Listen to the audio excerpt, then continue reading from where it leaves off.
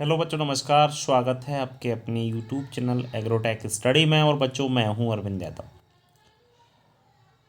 बच्चों, कैसे हैं आप लोग? उम्मीद करता हूं सभी छात्र बहुत अच्छे होंगे। फसल उत्पादन एवं उद्यान शास्त्र का ये वीडियो है बच्चों, चैप्टर नंबर 11 लेकर हम हाजिर हैं, जिसका नाम है हरियाली। बच्चों, यह चैप्टर नए ब्लूप्रिंट 2022-23 के आधार पर, इससे पहले वाला चैप्टर 3 नंबर का आपका दोनों मिला करके आ रहे हैं।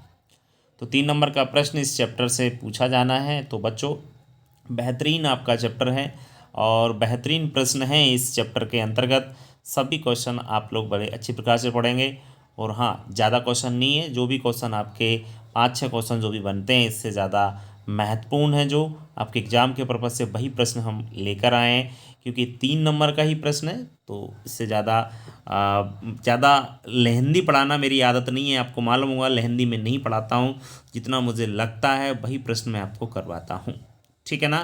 तो आप लोग अच्छी प्रकार से समझें वीडियो को और लास्ट तक देखें, जिससे कम से कम आप लोग पूरे क्वेश्चन को अच्छी प्रकार से समझ सकें। बीच में भागने से कहीं ना कहीं बड़ा नुकसान भी होता है, चीज़ें समझ में आती नहीं है, फिर रटना पड़ता है। चीज़ों को रटना पड़ता है ना, तो एग्ज़ाम के समय वो चीज़ भूल जाते हैं। और कहीं ना कहीं जो हम लोगों ने सपना सजा रखा है एक अच्छी परसेंट बनाने का, तो कहीं ना कहीं हमारा सपना चकनाचूर हो जाता है। तो इसलिए वीडियो के अंत तक जरूर जुड़ें और चीज़ों को क्लियर अच्छी प्रकार से समझें। ठीक है? तो ज़्यादा समय ना खराब करते हुए इस वीडियो की हम लोग शुरुआत कर लेते हैं। ठीक है, चलिए। तो बच्चों, सबसे पहले तो हम यही जानेंगे कि हरियाली होता क्या है। तो हरियाली क्या होता है, सब जानते हैं जनरली कि अलंकृत उद्यान में घास से घिरा हुआ जो क्षेत्र होता है उसे हम लोग हरियाली कहते हैं। अलंकृत उद्यान का मतलब आप लोग समझते होंगे कि कोई जैसे गार्डन होता है। गार्डन में आप लोग देखते हैं कि घास रहती है नीचे। जो घास रहती है जनरली, उसी को हम लोग हरियाली या लॉन कहते हैं। दूब घास जानते होंगे ना सब लोग। कोई गार्डन में शादी ब्याह में अगर आप लोग गए हो, शादियाँ भी आजकल गार्डन से होती हैं, लॉन जो आपके होटल से होती हैं, या आप लोग गार्डन उस हिसाब से देख सकते हैं कहीं, यदि आप लोग बड़ी सिटी में रहते हैं। अब जैसे हम लोग गांव वाले हैं, तो हम गांव वालों को ज़्यादा वो नहीं, हम अपने गार्डन वार्डन ज़्यादा नहीं देखे, सीधी सी बात है। सिटी वाले लोग अक्सर जानते हैं कि गार्डन्स सिटियों में आजकल सबसे ज़्यादा क्रेज चल रहा है गार्डन्स का, है ना। गार्डन तो होते हैं, घर बनाते हैं, तो घर का मतलब अच्छे जो होम, अच्छे जो आपके मकान रहते हैं, उसके आसपास भी लोग गार्डन लगाते हैं। तो नीचे जो घास लगाते हैं ना, उसी को हरियाली या लॉन कहते हैं। और हरियाली के लिए दूब घास सर्वोत्तम मानी जाती है। इसका बॉटनिकल नाम याद रखें, साइनोडोन डेक्टालाइन। जी हाँ बच्चों, याद रखना, इसका बॉटनिकल नेम क्या है, साइनोडोन डेक्टालाइन। ये ध्यान रहे आपको, साइनोडोन डेक्टालॉन, जो कि पोएसी या ग्रेमनी कुल का पौधा होता है। ठीक है? तो हरियाली क्या होता है, उम्मीद करता हूँ सभी छात्रों को इजी लैंग्वेज में क्लियर हो गया होगा। क्वेश्चन नंबर 2 देखते हैं, जो कि वेरी इंपॉर्टेंट है, ध्यान रखें। हरियाली का महत्व बताइए। सब जानते हैं हरियाली का महत्व, कि हरियाली मन भावन लगती है, मन को बहुत अच्छी लगती है। इसमें बैठने से थकान दूर हो जाती है। सही बात है। यदि किसी का टेंशन है, किसी को लेकर के टेंशन है, दिमाग खराब होता है, तो भाई किसी गार्डन में जाके, हरियाली में जाके बैठ जाए, तो उसकी थकान दूर हो जाती है और एकदम टेंशन मुक्त हो जाता है। मन को बहुत अच्छी लगती है हरियाली। दूसरा, हरियाली अलंकृत बागवानी की शोभा बढ़ाती है। सही बात है। कोई गार्डन है, यदि वहाँ पर लॉन नहीं लगी है, वहाँ पर दूब घास छोटी छोटी नहीं लगी है, तो वो गार्डन अच्छा लगेगा ही नहीं आपको। समझ में आ रहा है ना? वो गार्डन गार्डन नहीं कहा जाएगा। क्योंकि जो हरियाली होती है ना, एक तरीके कह सकते हैं गार्डन की जान होती है, जान। समझ रहे हैं ना? अब जान ही नहीं है तो ऐसा मतलब क्या, मतलब की बॉडी, है ना। तो वही चीज़, हरियाली में आनंद का अनुभव होता है, आनंद की अनुभूति होती है। सही बात है।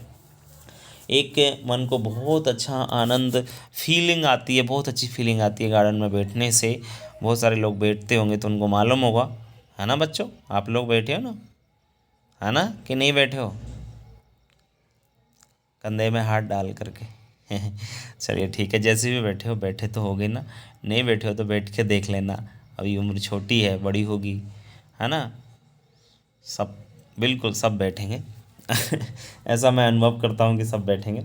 बाकी देखते हैं। चौथा है, सुबह शाम हरियाली में घूमना स्वास्थ्य के लिए लाभप्रद होता है। बच्चों सुबह शाम बहुत सारे लोग अपने देखो बड़े बूढ़े लोग होते हैं, सिटी के लोगों की बात चल रही है। अब गांव के तो हमारे लिए तो बस हम किसानी करते हैं, ये हमारे लिए काफ़ी, हमें घूमना फिरना तो वही काफ़ी, हमारे गांव में हरियाली हरियाली है ना। तो सुबह शाम हरियाली में घूमना स्वास्थ्य के लिए लाभप्रद होता है, ऐसा इनका मानना है कि जैसे गार्डन रहता है वहाँ पे दूब घास है तो वहाँ पे घूमना क्या होता है, स्वास्थ्य के लिए अच्छा होता है, कि आँखों के लिए ना बहुत बेहतरीन माना जाता है। तो हरियाली का क्या महत्व है एक्चुअल में, बातों बातों में आपको समझ में आ गया होगा, बहुत ईजी है। ठीक है, क्वेश्चन नंबर 3 बात करते हैं हरियाली की विशेषताओं की, properties of lawn, good lawn बोल सकते हैं। तो निम्नलिखित हैं। नंबर 1, हरियाली अत्यंत सुंदर लगती हो तथा गद्दे का रूप धारण को। हरियाली ऐसा होना चाहिए कि देखने में तो बहुत ही ब्यूटीफुल लगे, और गद्दे का रूप धारण ऐसा, अगर यदि उस पर बैठें हम लोग तो हमें कैसा फील हो, जैसे हम गद्दे पर बैठे हों। ठीक है। दूसरा है, यदि हम हरियाली में नंगे पैर चलें, चप्पल निकाल के जूते निकाल के यदि चलें तो चलने पर हमारे पैरों में चुभना नहीं चाहिए वो, और हमारे मतलब वो वह कैसी हो, मुलायम होना चाहिए, मुलायम हो। देखो मुलायम होगी तो पैरों में क्यों चुभेगी, तो चुभने वाली नहीं होना चाहिए। हरियाली में खरपतवार नहीं होना चाहिए। खरपतवार का मतलब ये है कि उसमें कोई फालतू का चारा वारा नहीं उगा रहना चाहिए, मतलब हरियाली है तो दूब घास ही रहना चाहिए सब में, ऐसा नहीं कोई सा भी पौधा उग रहा है, ऐसा नहीं होना चाहिए। चौथा है, हरियाली के अंदर खाली स्थान नहीं होना चाहिए, अर्थात सघनता एक जैसी हो। सही बात है, हरियाली जो है ना, ऐसा नहीं है कि कहीं पे खाली जगह पड़ी है, कहीं पे आपकी ज़मीन निकल रही है, कहीं पे उग रही है, कहीं पे नहीं उग रही, तो ऐसा नहीं होना चाहिए, खाली स्थान नहीं होना चाहिए। इसका मतलब है पूरे में एक जैसी आपकी दिखना चाहिए, एक जैसी सघन, एक बिल्कुल पास पास में आपकी घास उगी रहना चाहिए। तो बहुत सिंपल है बच्चों, अच्छी हरियाली की जो विशेषता है वह भी आपको समझ में आ गई होंगी। बढ़ेंगे हम लोग आगे नेक्स्ट क्वेश्चन की ओर। नेक्स्ट क्वेश्चन है चौथा बच्चों, हरियाली हेतु उपयोगी अच्छी घास की विशेषताएं बताइए। मतलब ये है कि हरियाली में हम कोई घास लगा रहे हैं जैसे, तो उस घास में क्या क्या आपकी विशेषता होना चाहिए, उसके क्या क्या आपके गुण होना चाहिए उस घास के। तो पहली बात है कि जो घास लगा रहे हैं वो घास अधिक व अति शीघ्र फैलने वाली होना चाहिए। कैसी होना चाहिए कि जैसे हमने लगाया तो वो जल्दी ही आपकी बड़ी हो जाए और जल्दी ही पूरे में फैल जाए। घास पूरे साल हरी रहने वाली हो, तो जो घास लगा रहे हैं, खासकर दूब घास ही लगाते हैं, तो दूब घास ऐसी होना चाहिए कि साल भर हरी रह सके, ऐसा ना पीली पड़ के सूख कर खेल खत्म हो जाए ना। पानी जैसे ही दे देते हैं हम, सिंचाई कर देते हैं, तो वो एकदम हरी हो रहने वाले चाहिए कि पूरे साल भर हरी रह सके। घास देखने में सुंदर हो, वो तो होती है, जनरल सी बात है, तो घास देखने में कैसी होना चाहिए, सुंदर। घास चुभने वाली नहीं होना चाहिए कि पैरों में चुभे, ऐसी तो होना ही नहीं चाहिए। और पांचवी, घास में किसी भी प्रकार की दुर्गंध भी नहीं आना चाहिए। तो एक हरियाली के लिए मतलब हम गार्डन में अगर घास लगा रहे हैं तो वो इस प्रकार की घास होना चाहिए, इतने सारे उसके क्या होना चाहिए, विशेषताएं या गुण होना चाहिए। बहुत सिंपल है ना। चलिए क्वेश्चन नंबर 5 है, हरियाली हेतु स्थान का चुनाव करते समय कौन कौन सी बातों का ध्यान रखना चाहिए या कौन कौन सी सावधानी रखना चाहिए। हम यदि वहाँ पर हरियाली लगा रहे हैं तो स्थान का चुनाव कैसे करेंगे। देखिए सबसे पहली बात तो ये कि हरियाली रोपने के लिए स्थान पूर्णतः खुला होना चाहिए। जहाँ पर भी हम गार्डन लगा रहे हैं ना, वो स्थान पूर्णतः कैसा हो, खुला होना चाहिए। ठीक है, पहली बात। दूसरा है, वहाँ पर धूप पूरे दिन रहती हो, ऐसा स्थान होना चाहिए जहाँ पर धूप ना, पूरे दिन भर धूप क्या रहना चाहिए। तीसरा है, हरियाली वाले स्थान पर छायादार वृक्ष नहीं होना चाहिए, क्योंकि छायादार वृक्ष होने से जो खालिस्तान रह जाता है वहाँ पर क्या होती है, दूब घास अच्छी प्रकार से उग नहीं पाती है। क्योंकि दूब घास को उगने के लिए ना क्या चाहिए, प्रकाश चाहिए, और प्रकाश यदि नहीं मिल पाता है तो खालिस्तान रह जाएगा, और खालिस्तान रह जाएगा तो भैया गार्डन बहुत बुरा लगेगा, जगह खाली पड़ी है, दूब घास ही नहीं है, इसलिए। चौथा है, हरियाली के लिए बलुई दोमट मिट्टी सर्वोत्तम होती है। हरियाली के लिए कौन सी मिट्टी सर्वोत्तम होती है, जो बलुई दोमट मिट्टी होती है वो सभी मतलब कोई भी पौधा हो ना, बलुई मिट्टी दोमट मिट्टी में बेहतर तरीके से उग सकता है। तो इसलिए आप लोग इस पॉइंट को तो लो ऑटोमेटिकली लिख सकते हो। पांचवा पॉइंट है, भूमि अधिक क्षारीय ना ही अधिक अम्लीय होना चाहिए। मतलब कैसी होना चाहिए, उदासीन होना चाहिए, क्षारीय अम्लीय नहीं होना चाहिए। क्षारीय अम्लीय का मतलब जानते हैं कि नहीं जानते, सब जानते होंगे वैसे तो। अम्लीय का मतलब होता है 7 से पीएच कम हो, और 7 से ज़्यादा हो तो क्षारीय, और 7 हो तो उदासीन। ठीक है, तो अम्लीय क्षारीय मिट्टी नहीं होना चाहिए। तो हरियाली के लिए इन सभी बातों का हमको ध्यान रखना है इन सभी, अगर हम स्थान का चुनाव कर रहे हैं तो ये सब बातें हमको ध्यान में रख करके अच्छी प्रकार से गार्डन या लॉन लगाना चाहिए। ठीक है। क्वेश्चन नंबर 6 जो कि लास्ट क्वेश्चन है और इम्पोर्टेंट भी है, हरियाली लगाने की डिबलिंग एवं टर्फिंग विधि में अंतर बताइए। हरियाली हम दो तरीके से लगा सकते हैं, एक डिबलिंग मेथड है, दूसरा टर्फिंग। होता क्या देख लीजिए। डिबलिंग विधि में घास के तनों को जड़ सहित समान दूरी पर रोप दिया जाता है, जबकि टर्फिंग विधि में लॉन की ऊपरी मिट्टी को घास सहित निकालकर दूसरी जगह रोपा जाता है। देखिए डिबलिंग का मतलब है तने व जड़ दोनों सहित ले आओ और कहीं भी लगा दो, वो आपका डिबलिंग मेथड है।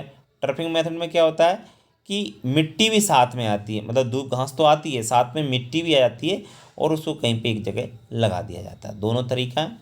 दूसरा पॉइंट देखिए, डिबलिंग विधि में क्या होता है, पौधे से पौधे की दूरी लगभग 3 × 3 इंच रखते हैं, जबकि टर्फिंग विधि में घास लगी पट्टी लगभग 1 फीट लंबी और 1 फीट चौड़ी लगाई जाती है।